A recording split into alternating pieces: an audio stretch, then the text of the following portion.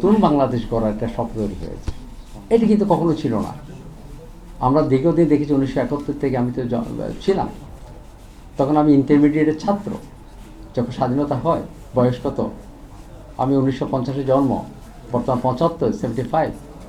আমি তো দেখেছি বিভিন্ন সরকার দেখেছি। তো এই জন্য বলছি বৈষম্যহীন সমাজ তৈরি করার জন্য যে আজকের যে চেতনা, এটা 1971 সনে ছিল। পাকিস্তানের সঙ্গে বৈষম্যহীন অধিকার বঞ্চিত ছিলাম আমরা। এই জন্যই আজকে এই ছেলেরা, এই ছাত্র জনতা অভ্যুত্থানের মাধ্যমে, জুলাই অভ্যুত্থান আমাদেরকে আবার নতুনভাবে ভাবতে দিয়েছে এতদিন পরে, যে বৈষম্যহীন নতুন বাংলাদেশ আমরা চাই। এটা বিশাল একটা অর্জন আমাদের জন্য। এই মাথাটা, এটা সবার স্বপ্নটা সবার মাঝে চলে গেছে কিন্তু সার্বজনীনভাবে। আমি আর বক্তব্যকে দীর্ঘায়িত করতে চাইছি না, তবে যেটা বলা উচিত আমাদের, যে আমাদের মঞ্জুর যে কথাটা বলছে আমি একমত। আমরা অনেক কিছু করতে পারিনি, সামনের দিনে আমাদের একটা ভয়ঙ্কর অবস্থা তৈরি হচ্ছে। এই ভয়ঙ্কর অবস্থা থেকে আমরা কীভাবে, নির্বাচনটা কিন্তু এত সহজভাবে আমরা গ্রহণ করতে পারবো না। আমাদের বিএনপির পক্ষ থেকে বলুন, আমাদের দলের বিভিন্ন পক্ষ থেকে বলুন, জামায়াতে ইসলামী আছে, আমাদের বাংলাদেশ পার্টি আছে, আমাদের নানা দলের সঙ্গে, মতের সঙ্গে আমাদের কিন্তু প্রায় সময় হয়। একটি কথা আরেকটা বলি, পূর্ব দিকে কিন্তু আরেকটা কথা বলি, গতকালও বলছিলাম আমি এটা মিটিংয়ে, গতকাল যে সিডাপে, সেই কথাটা বলতে চাই। আমাদের 3টা পার্বত্য জেলা কিন্তু ভয়ঙ্কর রূপ ধারণ করেছে।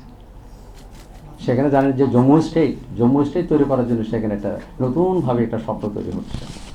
এটা বাংলাদেশের জন্য কিন্তু এটা শুভ না। আমি গতকালও বলছি, পার্বত্য চট্টগ্রাম কেন গঠিত হয়েছিল?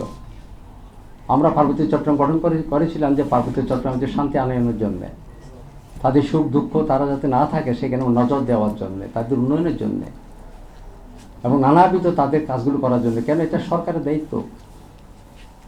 এটা একটা বিশাল, আজকে কিন্তু আমার মনে হয় যিনি প্রবন্ধ লিখেছেন এই পার্বত্য চট্টগ্রাম সম্পর্কে মানে সেখানে এই কথাগুলো আনা উচিত ছিল। আপনারা জানেন, এই জন্যই আমার মনে হয় যে আজকে আরও কয়েকটি মন্ত্রণালয়, ধর্ম মন্ত্রণালয় কাজ করেছে ভালো। এবার কিন্তু হজ গিয়েছে, এইটাও তো আনা উচিত ছিল। এবার কোনো ধরনের কোনো কিছু হয়নি, এটা ভালো হয়েছেন তিনি, ধর্ম মন্ত্রণালয়ের কাজটা ভালো করেছেন। অনেক মন্ত্রণালয় ভালো করেছেন, যেমন সংস্কৃতি মন্ত্রণালয়ের কিছু কাজ ভালো হচ্ছে। আমরা প্রশ্নবিদ্ধও আছে, ভালো মন্দ আমরা আমাদের নির্ণয় করতে হবে, শুধু একদিকে দেখলে হবে না। তা আমি মনে করি, আমি আবারও বলবো যে আগামী দিনে নির্বাচনটা সুষ্ঠু হোক।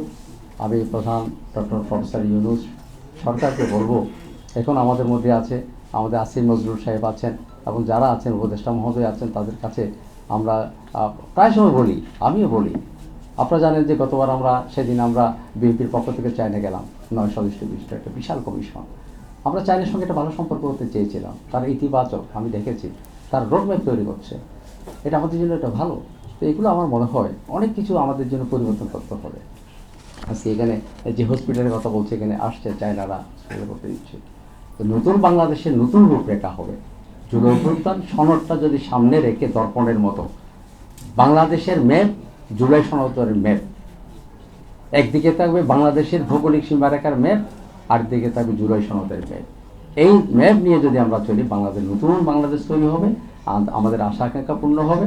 এবং আমার মনে হয় আপনাদের আজকে আমরা সবাই যে ভাবছি, আমাদের যে দীর্ঘদিনের ভাবনাগুলো, এই যে ফেব্রুয়ারিতে যে নির্বাচন ঘোষণা হয়েছে, জানি না আমাদের মঞ্জুর তো বলছে, আমার মনে হয় আমরা আসবে এই কথাগুলো সকলকে ধন্যবাদ জানাচ্ছি।